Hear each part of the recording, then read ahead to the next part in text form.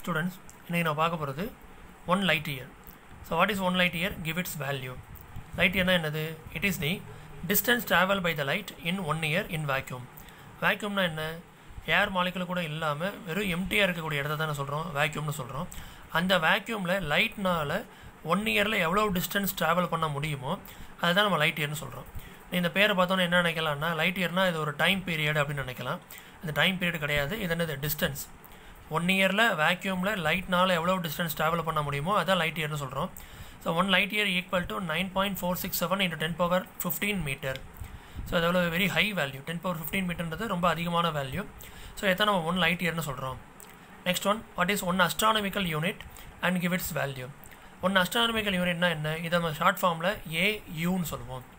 So இந்த AUன்றது என்னது? It is the mean distance between the earth and the sun. சன்னுக்கும் எர்த்துக்கும் இடையில இருக்கக்கூடிய ஆவரேஜ் டிஸ்டன்ஸ் தான் நம்ம என்ன சொல்கிறோம்னா அஸ்ட்ரானமிக்கல் யூனிட் சொல்கிறோம். இந்த அஸ்ட்ரானமிக்கல் யூனிட்டை ஷார்ட் ஃபார்மில் 1AU அப்படின்னு சொல்லலாம். So that is equal to 1.496 into 10 power 11 மீட்டர். ஸோ எப்படி நம்ம இந்த 1 light year சொன்னோமோ அது மாதிரி தான் இந்த அஸ்ட்ரானமிக்கல் யூனிட்டும் ரெண்டுமே எதுக்காக யூஸ் பண்ணுறோம் அப்படின்னா வெரி லார்ஜ் டிஸ்டன்ஸை மெஷர் பண்ணுறதுக்கு யூஸ் பண்ணுறோம். அதாவது distance of the planets, distance between the earth and sun, distance between the earth and the other planets, இதுக்கெல்லாம் இந்த ரெண்டையும் யூஸ் பண்ணலாம். நெக்ஸ்ட் ஒன் பார்த்தீங்கன்னா வாட் இஸ் 1 per second கொடுத்துருக்காங்க. அதோட வேல்யூ கேட்டிருக்காங்க. பெர் செகண்ட் என்னது? It is a parallactic second. So parallactic செகண்டோட ஷார்ட் ஃபார்ம் தான் என்ன சொல்கிறோம்னா பெர் செகண்ட் சொல்கிறோம்.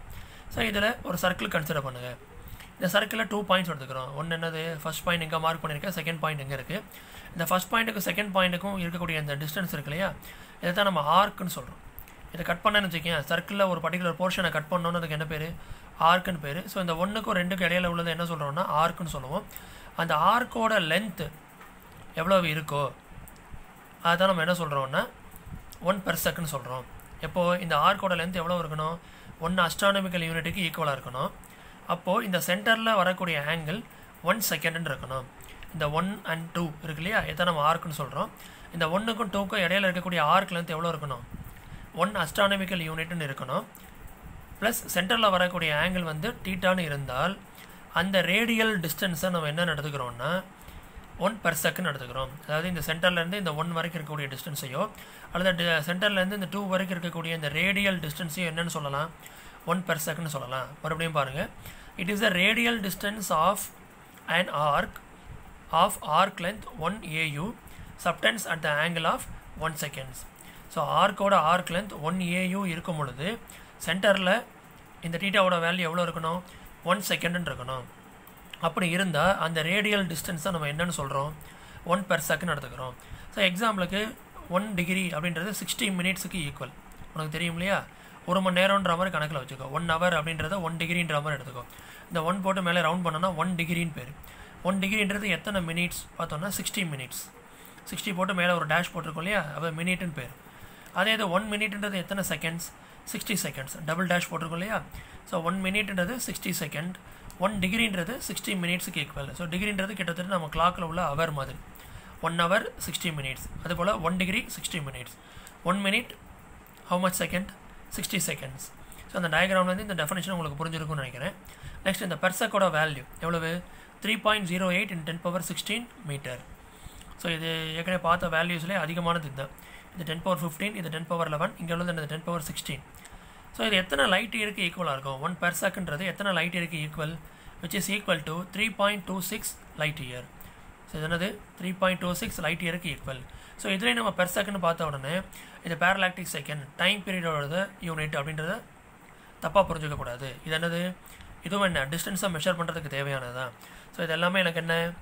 Measuring the large distance. இது light year, astronomical unit, 1 per second. So இதை பார்க்கும்போது எல்லாமே எனக்கு டைமோட யூனிட் மாதிரி தெரியும்.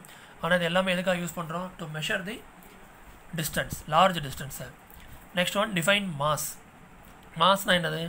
இப்போ உனக்கு வெயிட் இருக்குன்னு சொல்லுவோம் இல்லையா, ஸோ அது மாதிரி மாஸ்ன்றது என்ன? It is the quantity of matter contained in the body. So ஒரு பாடியில் எவ்வளோ மேட்டர் இருக்குது அப்படின்றத கேல்குலேட் பண்ணக்கூடிய ஒரு தெரிஞ்சுக்கக்கூடிய ஒரு ஃபிசிக்கல் குவான்டிட்டி தான். So it is a quantity of matter contained in the body and the SI unit of the mass is kilogram. So generally mass oda unit உங்களுக்கு தெரியும், kilogram னு தெரியும். அடுத்து பாருங்க, what is the difference between the accuracy and precision? சரியா? அக்யூரஸிக்கும் ப்ரிசிஷனுக்கும் இடையில இருக்கக்கூடிய difference என்னன்னு பார். ஃபஸ்ட்டு அக்யூரஸி இந்த பக்கம் எழுதிக்கோ, அது ப்ரிசிஷன் எழுதிக்கோங்க. அக்யூரஸின்னு என்னது? Measurement close to the true value. So ஒரு ஒயரோட லென்த்தை ஒரு 4 பேரை மெஷர் பண்ண விட்றோம்னு வச்சுக்கோ. அந்த ஒயரோட லென்த்தை 4 பேரும் 4 விதமாக சொல்லுவாங்க. சில பேர் கரெக்டாக மெஷர் பண்ணுவாங்க, சில பேர் தப்பாக மெஷர் பண்ணுவாங்க, சில பேர் என்ன பண்ணுவாங்கன்னா க்ளோஸ் டு த ட்ரூ வேல்யூக்கு மெஷர் பண்ணுவாங்க. அப்போ நம்ம சொல்லக்கூடிய வேல்யூஸ் வந்து கரெக்டான லென்த்துக்கு ஈக்குவலாக இருந்தால் அப்போ அது அக்யூரேட்டாக இருக்குதுன்னு அர்த்தம். Measurement close to the true value. இப்போ ஒரு ஒயரோட லென்த் வந்து 4 மீட்டர் இருக்குன்னு வச்சுக்கோ. ஒருத்தவங்க 4.1ன்னு சொல்கிறாங்கன்னா, இன்னொருத்தவங்க 4.2ன்னு சொல்கிறாங்கன்னா, எது அக்யூரேட் வேல்யூ? 4.1 சொன்னவங்க தான் அக்யூரேட் வேல்யூ. ஏன்னா 4.1 தான் 4க்கு பக்கத்தில் இருக்குது. So measurement close to the true value தான் நம்ம என்ன சொல்கிறோம்? அக்யூரஸின்னு சொல்கிறோம். அப்போ ப்ரெசிஷன்னா என்னது sir? Measurement close to the each other value. ஒன்றுக்கு ஒன்று எப்படி இருக்கணும்? க்ளோஸராக இருக்கிறது. இப்போ நான் ஆக்சுவல் டிஸ்டன்ஸ் என்ன 4 மீட்டர் சொல்கிறாங்க இருக்குது. ஆனால் மெஷர் பண்ணி சொல்கிற 4 பேர் பார்த்தோன்னா 4.5, 4.6, 4.7, இன்னொன்று 4.4 இருக்குது. இந்த 4மே எனக்கு எப்படி இருக்குன்னா ஒன்றுக்கு ஒன்று க்ளோஸராக இருக்குது, ஆனால் ட்ரூ வேல்யூவுக்கு க்ளோஸராக இல்லை. நான் 4 ரீடிங் சொன்னேன்னா 4 மீட்டர் சொன்னோம். ஒயரோட ஆக்சுவல் லென்த் என்ன? 4 மீட்டர். ஆனால் மெஷர் பண்ணி சொல்கிற அந்த ரீடிங்ஸ் எல்லாமே எதுக்கு நியரஸ்ட்டாக இல்லைன்னா 4 மீட்டருக்கு ஈக்குவலாக இல்லை. ஆனால் அவங்க 4 பேர் சொல்கிற அந்த வேல்யூஸ் எல்லாமே என்ன இருக்குது? ஒன்றுக்கு ஒன்று நெருங்கின மாதிரி இருக்குது. இப்போ 4 மீட்டர்ன்றது ஆக்சுவல், ஆனால் அவங்க சொல்கிறது எப்படி இருக்குது? 4.5, 4.52, 4.48, 4.6 அப்படி சொல்கிறாங்க. ஸோ இது எல்லாமே க்ளோஸராக இருக்குது, but not near to the true value. அப்படின்னா அது ப்ரிசிஷன். அடுத்தது all the accuracy are accurate values are precised. So எல்லா அக்யூரேட் வேல்யூஸும் கண்டிப்பாக அது எப்படி தான் இருக்கும்? ப்ரிசைஷன் வேல்யூவாக தான் இருக்கும், அது ப்ரிசைஸ்டு வேல்யூவாக தான் இருக்கும். ஆனால் ஆல் த ப்ரிசைஸ்டு வேல்யூஸ் ஆர் அக்யூரேட்னு சொல்ல முடியாது. ஸோ என்ன ப்ரிசைஸ்டு வேல்யூ நம்ம என்ன சொன்னோம்? 4.6, 4.4ன்றது அது. ஆனால் உன்னோட ட்ரூ வேல்யூ என்ன? 4 தான். அப்போ அது எல்லா ப்ரிசைஸ்டு வேல்யூவும் உனக்கு அக்யூரேட் வேல்யூவாக இருக்குன்னு சொல்ல முடியாது. ஆனால் எல்லா அக்யூரேட் வேல்யூவும் கண்டிப்பாக எப்படி இருக்கும்? ப்ரிசைஸ்டு வேல்யூவாக தான் இருக்கும்.